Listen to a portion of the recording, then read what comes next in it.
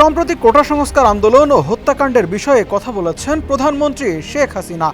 গণভবনে পেশাজীবী সমন্বয় পরিষদের কেন্দ্রীয় নেতাদের সঙ্গে বৈঠকে এ মন্তব্য করেন প্রধানমন্ত্রী।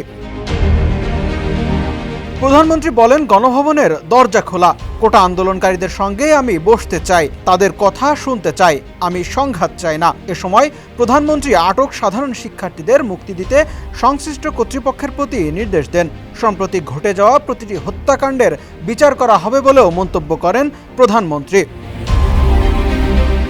এর আগে গতকাল রাতে দলীয় ৩ নেতাকে চলমান কোটা সংস্কার আন্দোলনের সমন্বয়কদের সঙ্গে বসতে দায়িত্ব দেন প্রধানমন্ত্রী শেখ হাসিনা।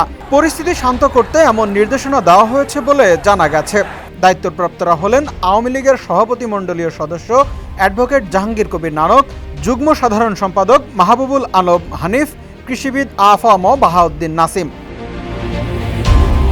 সরকারের সঙ্গে আলোচনার বসার বিষয়ে জানতে চাইলে বৈষম্য বিরোধী ছাত্র আন্দোলনের অন্যতম সমন্বয়ক নাহিদ ইসলাম জানান, সরকারের সঙ্গে সংলাপের কোনো পরিকল্পনা নেই। এ সমন্বয়ক আরও বলেন, যখন আমরা ডিবি হেফাজতে ছিলাম তখন প্রধানমন্ত্রীর সঙ্গে আলোচনায় বসার প্রস্তাব দেওয়া হয়েছিল, কিন্তু আমরা এ প্রস্তাবের প্রতিবাদে ডিবি হেফাজতে অনশন করেছিলাম।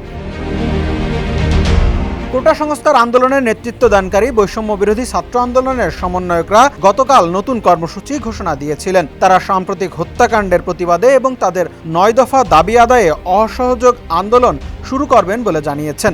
৯ দফা দাবি আদায়ে তারা আজ সারা দেশে বিক্ষোভ কর্মসূচি পালন করছেন।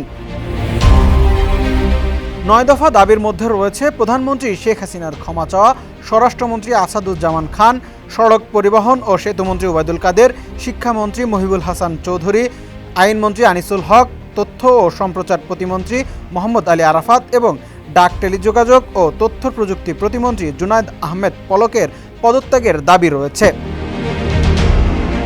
কোটা সংস্কার আন্দোলনের সহিংসতায় এ পর্যন্ত কতজন মানুষের মৃত্যু হয়েছে এর সঠিক তথ্য এখনও অজানা। স্বরাষ্ট্র মন্ত্রণালয় গত সোমবার ১৫০ জনের প্রাণহানির তথ্য নিশ্চিত করলেও বৈষম্য বিরোধী ছাত্র আন্দোলন সংবাদ সম্মেলনে জানিয়েছিল নিহতের সংখ্যা ২৬৬।